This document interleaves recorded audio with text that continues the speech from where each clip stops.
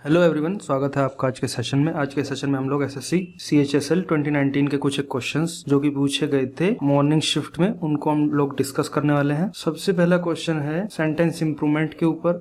आपको most appropriate option select करना है और अगर जो सेंटेंस दिया हुआ है उसमें इंप्रूवमेंट की कोई गुंजाइश नहीं है तब आप लोगों को नो इंप्रूवमेंट सेलेक्ट करना है। सेंटेंस देख लेते हैं क्या है। लेनोवो जानते ही हैं आप, एक कंपनी है जो कंप्यूटर और इसके पेरिफेरल्स बनाती है। Lenovo has launch ThinkPad 11 fold. ये कोई प्रोडक्ट है जिसको लेनोवो ने लॉन्च किया है। अब उसके आगे क्या है, the world's first foldable laptop. ये एक लैपटॉप है जो कि विश्व का पहला फोल्डेबल लैपटॉप। फिर आगे कहते हैं विच इज क्लेम्ड, जिसके बारे में ये कहा जाता है या जिसके बारे में ये दावा किया जाता है, which is claimed to be so durable as its other devices. अब यहाँ पर फंडा क्या अप्लाई हुआ है और उससे पहले हम लोग देखते हैं ऑप्शन में क्या कहा गया है। पहला ऑप्शन है to be most durable as. Most और एज का कोई कॉम्बिनेशन नहीं होता, इसलिए गलत हो जाएगा। वेरी और एज का भी कोई कॉम्बिनेशन नहीं होता, तो ये भी गलत हो जाएगा। अब आपका बचता है ऑप्शन 3 और ऑप्शन 4। अब देखिए हम लोग कंक्लूजन पे पहुंचे, इससे पहले मैं आप लोगों को दो चीज़ें बताना चाहता हूं। आप लोगों ने एज डैश एज और सो डैश एज, अब इधर जो है एडजेक्टिव या एडवर्ब की पॉजिटिव डिग्री का यूज़ किया जाता है। देखिए 3 टाइप की डिग्री होती है, पॉजिटिव, कंपैरेटिव और सुपरलेटिव। ठीक है, जैसे कि गुड, बेटर और बेस्ट, तो ये पॉजिटिव डिग्री हो जाती है, ये कंपैरेटिव, और ये हो जाता है आपका सुपरलेटिव डिग्री। अब बात आती है कि इन दोनों कॉम्बिनेशंस में क्या डिफरेंस है। दोनों का मीनिंग सेम है। इनको हम तब यूज़ करते हैं जब हम लोगों को कंपैरिजन करना होता है दो सिमिलर चीज़ों के बीच में। दो सिमिलर व्यक्ति हों, वस्तु हो या सिचुएशन हो, उनके बीच में हम लोगों को जब कंपैरिजन करना होगा तो हम इन फ्रेजेस का यूज़ करेंगे।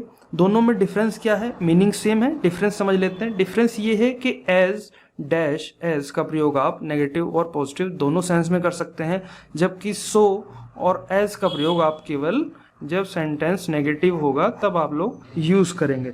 अब बात आती है, सेंटेंस में कहा गया है कि ये उतना ही ड्यूरेबल है जितनी की इट्स है लेनोवो के लिए।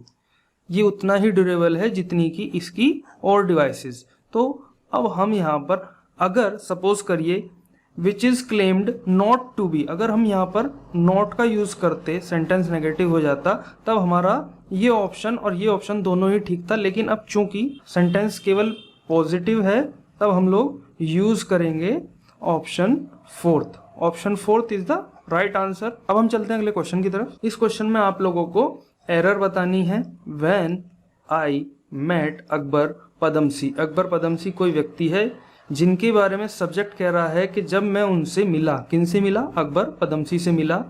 One of a pioneers of Indian art. इसका हिंदी मीनिंग हम लोग समझेंगे बाद में, पहले चलते हैं आगे। He was 87 but still alert and active. वो 87 के थे लेकिन तब भी अलर्ट और एक्टिव थे। अब हम आते हैं यहाँ, पायनियर का मतलब होता है अग्रणी। किसी भी क्षेत्र के जो सफल लोग होते हैं उनको हम लोग पायनियर्स के नाम से जानते हैं। अब सिंपल सी बात है कि पायनियर्स है प्लूरल और इसके साथ में इन्होंने यूज किया है ए, तो यहाँ पर यही गलती है कि पायनियर्स के साथ इन लोगों ने ए का यूज किया है। इन केस अगर यहाँ कुछ नहीं होता तब ये ठीक था, या फिर हम लोग यहाँ पर दा का भी यूज कर सकते थे, वो भी ठीक होता। तो अब एरर होगी वन ऑफ अ पायनियर्स। इस वाले पोर्शन में एरर होगी, आंसर भी आपका यही होगा। चलते हैं अगले क्वेश्चन की तरफ। इसमें आप लोगों को मोस्ट एप्रोप्रिएट, देखिए एप्रोप्रिएट हो सकता है आपको लगे कि एक या एक से ज़्यादा ऑप्शन भी आपको अप्रोप्रिएट लग सकते हैं, लेकिन आपको बताना है जो मोस्ट अप्रोप्रिएट वर्ड है वो कौन सा है। सबसे पहले सेंटेंस समझने की कोशिश करते हैं। क्या है सेंटेंस, पदमसी किसी व्यक्ति का नाम है। Worked like a mathematician, Padamsee ने कार्य किया लाइक अ गणितज्ञ, एक गणितज्ञ के तौर पर या एक गणितज्ञ के जैसा उन्होंने काम किया। And was a true who experimented with numerous mediums, जिन्होंने भिन्न भिन्न माध्यमों में एक्सपेरिमेंट किया। अब बात आती है इधर, आपका ऑप्शन क्या होना चाहिए। चलते हैं ऑप्शंस की तरफ। पहला है एडवर्सरी। एडवर्सरी का मतलब होता है शत्रु या फिर विरोधी। एडवर्सरी नाउन है। वॉलेंटरी होता है स्वेच्छा से, एडजेक्टिव है। विजनरी होता है स्वप्न दृष्टा, एडजेक्टिव है और नाउन भी है। लिटरेरी का मतलब होता है which is related to literature, अर्थात जो साहित्य से संबंधित होता है वो होता है लिटरेरी। ये भी एडजेक्टिव है। अब देखिए, he and was a true, who true के बाद में एक वर्ड आएगा, उसके बाद में कुछ नहीं है, सीधा हु का प्रयोग किया गया है। अब एडजेक्टिव का यूज वहां होता है जहां एडजेक्टिव के बाद में कोई नाउन हो जिसको वो एडजेक्टिव क्वालिफाई कर रहा हो। तो अब इस क्वेश्चन को दो तरीके से आप लोग सॉल्व कर सकते हैं। या तो आपको पता हो कि ये नाउन है या एडजेक्टिव है और किस प्रकार से यूज होना है। दूसरा, आपको सभी का मीनिंग पता हो। अब सबसे पहले अगर हम लोग देखते हैं तो ये वाला तो बिल्कुल ही गलत हो जाता है, वॉलेंट्री भी गलत हो जाता है और which is related to literature भी गलत हो जाता है। तो जो सही ऑप्शन होगा वो होगा आपका विजनरी।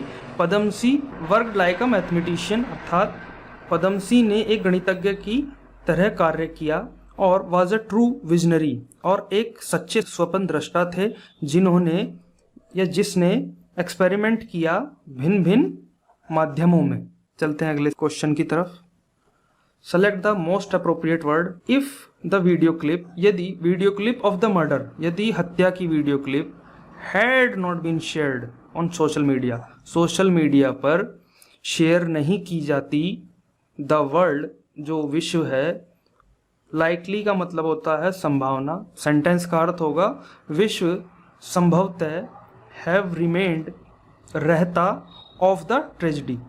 अब समझ लेते हैं कि जो ऑप्शंस हैं उनका क्या मतलब है। अनकन्फर्म्ड, जो कन्फर्म्ड ना हो, which is not confirmed, confirm होता है पुष्टि करना, तो जिसकी पुष्टि ना की गई हो। रिकॉग्नाइज्ड, रिकॉग्नाइज्ड का मतलब होता है स्वीकृत, या फिर इसको हम लोग ऐसे समझेंगे रिकॉग्नाइज, रिकॉग्नाइज मतलब होता है पहचानना। अनअवेयर, अनभिज्ञ। रिनोन्ड का मतलब होता है प्रसिद्ध। तो अब आप लोग खुद सोचिए कि अगर मर्डर की वीडियो क्लिप सोशल मीडिया पर शेयर न की जाती तो विश्व है वो संभवतः जो ट्रेजेडी है उससे क्या अनकन्फर्म्ड रहता, रिकॉग्नाइज्ड रहता, अनअवेयर रहता या रिनोन्ड रहता। बहुत क्लियर है कि ऑप्शन अनभिज्ञ है। चलिए चलते हैं अगले क्वेश्चन की तरफ। सेंटेंस इंप्रूवमेंट के ऊपर क्वेश्चन है। सेंटेंस क्या दिया हुआ है, इट इज रिपोर्टेड। देखिए ये है प्रिंसिपल क्लॉज और उससे आगे है सबऑर्डिनेट क्लॉज, ये पूरा का पूरा।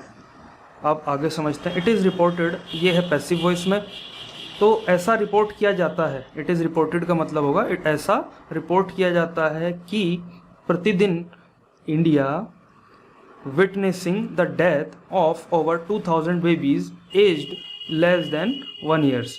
ऐसे बच्चों की, ऐसा रिपोर्ट किया जाता है कि प्रतिदिन भारत में ऐसे बच्चे जिनकी उम्र 1 साल से कम है, ऐसे 2000 बच्चों की भारत में प्रतिदिन मृत्यु हो जाती है। ऐसा रिपोर्ट किया जाता है कि प्रतिदिन भारत विटनेस करता है। देखिए अब इस सेक्शन को अंडरलाइन किया हुआ है, इंडिया विटनेसिंग द डेथ। इसको आपको इम्प्रूव करना है। ऑप्शन दिया हुआ है India will be witness the death, will be के साथ आप लोग लगाएंगे वर्ब की फर्स्ट फॉर्म प्लस उसके साथ आईएनजी। क्यों? क्योंकि ये है फ्यूचर कंटिन्यूअस टेंस। तो ये ऑप्शन आपका गलत हो जाता है। नो इम्प्रूवमेंट में अब अभी हम बाद में आएंगे। अब इंडिया विटनेसेस, विटनेस यहाँ वर्ब है और उसके साथ ईएस का प्रयोग किया गया है। अब इंडिया सिंगुलर है तो उसके साथ वर्ब की फर्स्ट फॉर्म और एस या ईएस का प्रयोग ठीक है, तो फिलहाल के लिए इसको सही मान लेते हैं। अब इधर भी इंडिया और उसके साथ में खाली वर्ब की फर्स्ट फॉर्म है, तब ये गलत हो जाता है। अब हम लोगों को सोचना है कि क्या जो सेंटेंस है उसमें इम्प्रूवमेंट की ज़रूरत है, और है तो क्या 3 नंबर ठीक हो सकता है। अभी आप सोचिए कि सब्जेक्ट है, सब्जेक्ट के बाद में वर्ब है और वर्ब की फर्स्ट फॉर्म के साथ इन्होंने सीधा आईएनजी का यूज़ किया है। तो ऐसा कोई नियम नहीं है जहाँ पर सब्जेक्ट के बाद, नाउन के बाद सीधा वर्ब की फर्स्ट फॉर्म और आईएनजी, तो ये भी गलत हो जाता है। आपका जो सही ऑप्शन होगा वो होगा ऑप्शन थर्ड।